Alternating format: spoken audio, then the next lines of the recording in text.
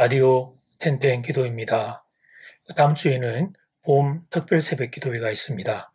그래서 다음 주 월요일부터 금요일까지 텐텐 기도는 특별 새벽 기도 말씀으로 대신하도록 하겠습니다.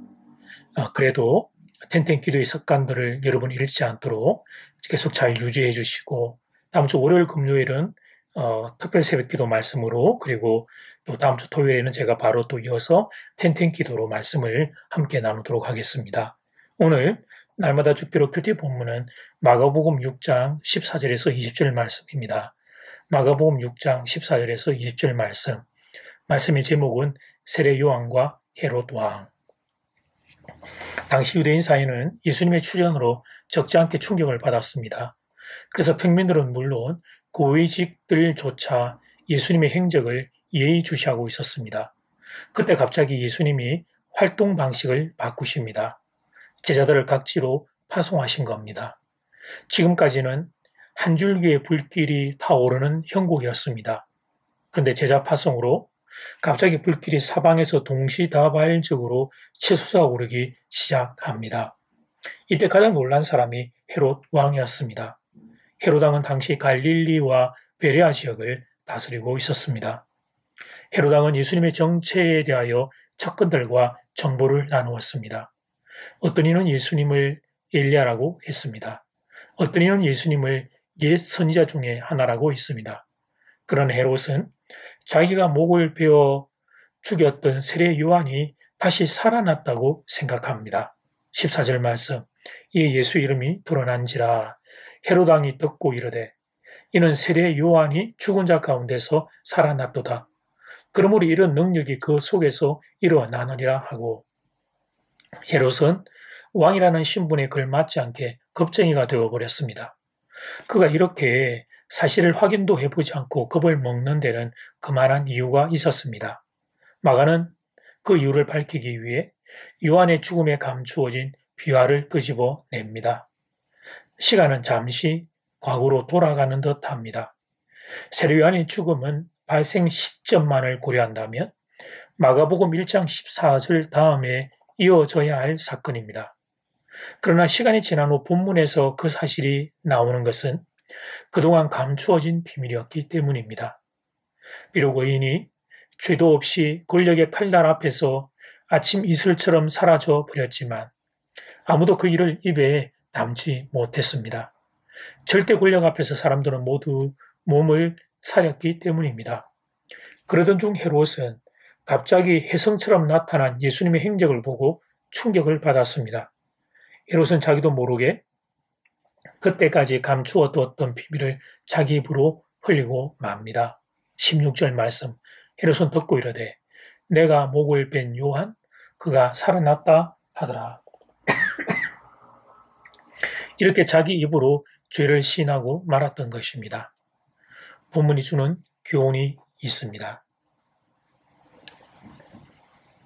죄는 반드시 드러나게 된다는 사실입니다. 죄는 숨길 수 없습니다. 설사 어떤 정신적으로 소시오패스와 같은 이라서 자신의 죄를 인지 못하는 이가 있다고 하더라도 하나님이 그 죄를 반드시 다루십니다.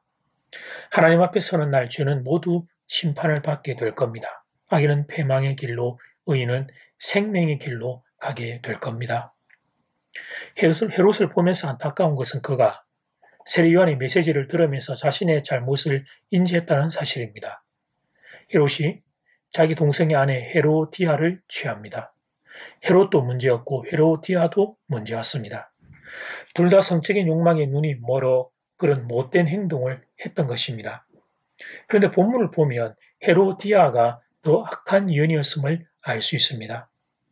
둘의 잘못된 행동에 대해 요한이 그 부분을 언급하자 헤로디아가 듣기 싫다고 요한을 죽이고자 했기 때문입니다. 19절 말씀, 헤로디아가 요한을 원수로 여겨 죽이고자 하였으되 하지 못한 것은, 성경이 분명히 그 사실을 기록하고 있습니다. 헤로디아가 요한을 죽이려고 했는데 죽이지 못한 것은 헤롯이 요한이 거룩한 사람임을 알았기 때문입니다. 20절 말씀, 헤롯이 요한을 의롭고 거룩한 사람으로 알고 두려워하여 보호하며 또 그의 말을 들을 때에 크게 번민을 하면서도 달갑게 들음이러라. 그래서 헤롯이 안타까운 것입니다. 요한을 의롭고 거룩한 사람으로 알았는데 그런데 멈추지 못하고 죄의 길로 달려가게 되어서 안타까운 것입니다.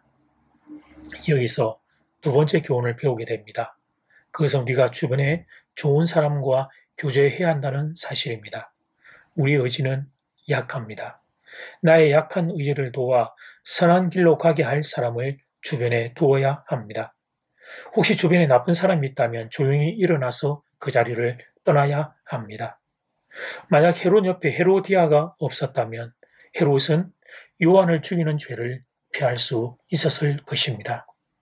죄는 모양이라도 피하라고 성경이 권면하는 이유가 바로 여기에 있습니다.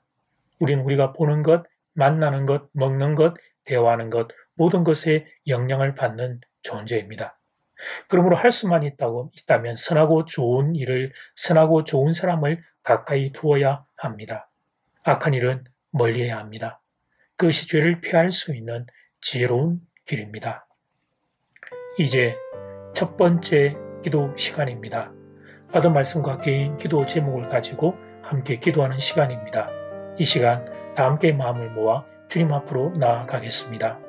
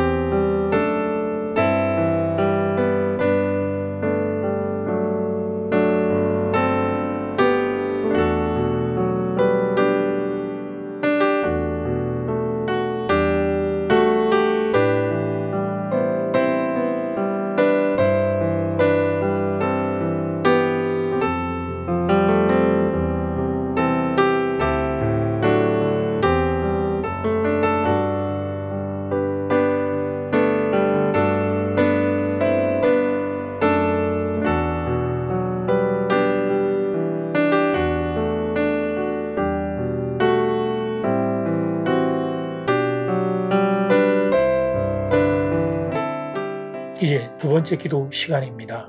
본문이 주는 첫 번째 교훈, 죄는 반드시 드러나게 된다는 사실입니다.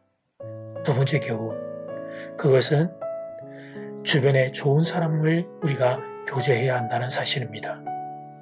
헤롯이 헤로디아로 인하여 그가 요셉이 의롭고 거룩한 사람을 알았음에도 요한이 의롭고 거룩한 사람임을 알았음에도 요한을 죽이는 그 죄를 범하게 됩니다. 죄의 자리에서는 조용히 일어나서 떠나야 합니다. 이 시간 다 함께 마음을 모아 기도드리겠습니다.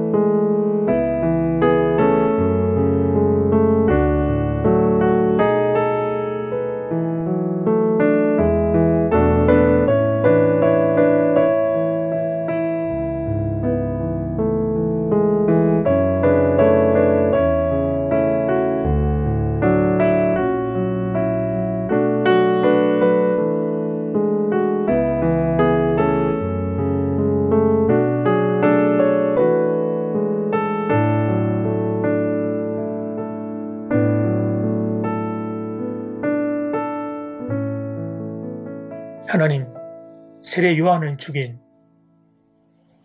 헤롯의 사건을 봅니다.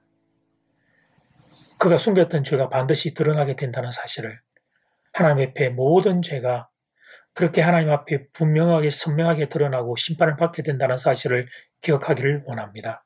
더 나아가 헤롯이 헤로디아 때문에 요한을 죽이는 자리까지 가지 않을 수 있음에도 불구하고 결국은 죽이는 범죄를 저지른 것을 알게 되었습니다. 사랑하는 성도들이 하나님 주변에 선하고 또 하나님을 사랑하는 사람들과 함께 더불어 살아가는 만남의 복이 있기를 소원합니다. 특별히 우리의 자녀들에게 만남의 복이 있기를 소원합니다. 하나님께서 아버지 사랑하는 교우들을 지켜주시고 붙잡아 주시옵소서. 오미크론으로 하나님 코로나에 감염되어 있는 하나님 참 많은 이들이 있습니다. 아픔과 어려움을 겪는 이들을 긍휼히 여기시고 치유와 회복의 은혜를 더하여 주시옵소서. 예수님 이름으로 기도드립니다. 아멘. 이제는 각자 개인적으로 기도하시면 되겠습니다. 평안한 밤 되십시오.